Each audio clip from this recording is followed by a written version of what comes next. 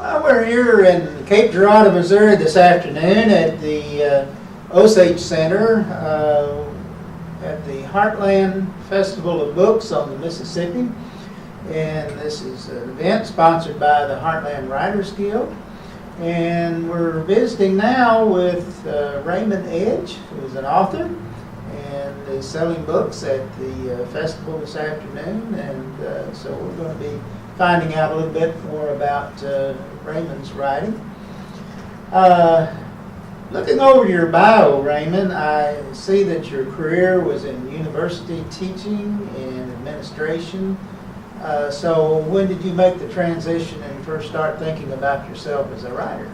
You know, that's actually strange because when I'm signing books, quite often 12-year-olds, 14-year-olds, 16-year-olds, 18-year-olds come and they'll ask about the process of writing, whether I have an agent, who I publish with. They tell me about the stories they write. And so it's clear that they have a real clear idea that they want to become a writer.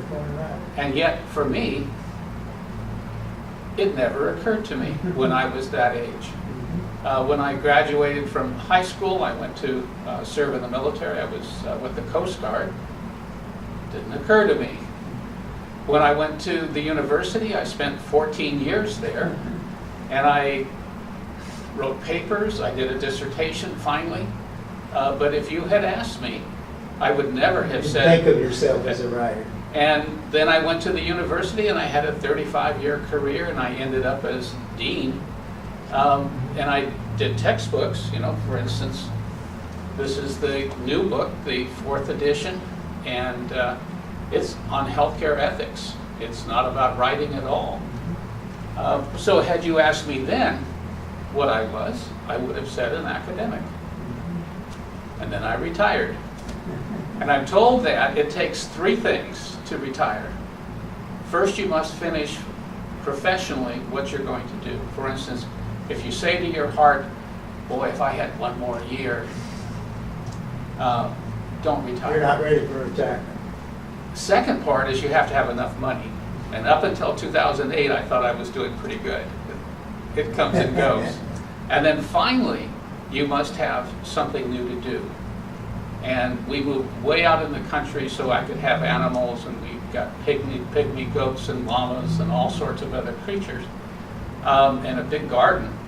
And I found in the area some really interesting Native American sites.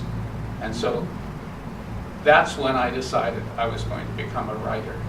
And I still feel a little uncomfortable when somebody comes and says, wow, you're my favorite writer, because that's not how I see myself, but it's becoming more. So I guess when I retired. It said, if you write, you're a writer. Yes. Sometimes we don't think of ourselves that way. Well, you know, the author Stephen King has said that if a writer is not writing, he should be reading. So what do you read? What are some of your favorite books?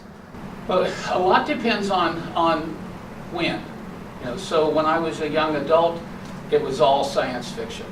You know, even Edgar Rice Burroughs had science fiction like Thuvia, Maid of Mars, and that kind of thing. I suppose Clarke and Hogan, Asimov, those would be my favorite at that time. A little later on, I really like people like Vonnegut, you know, because they're just they write cleverly. You know, it's almost like taking a rubber band to your brain when you read them.